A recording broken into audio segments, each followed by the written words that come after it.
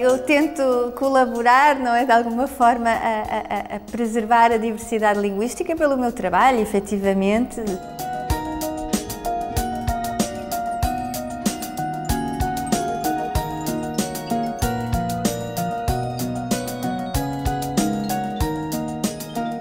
Por trabalhar em várias línguas, tentar transmitir, sobretudo transmitir é isso, transmitir a beleza, não é? Porque é lindo poder mudar de língua. Eu acho que a gente até devia poder mudar de nacionalidade de vez em quando. Agora apetece-me ser italiano, agora apetece-me ser cubano, não é?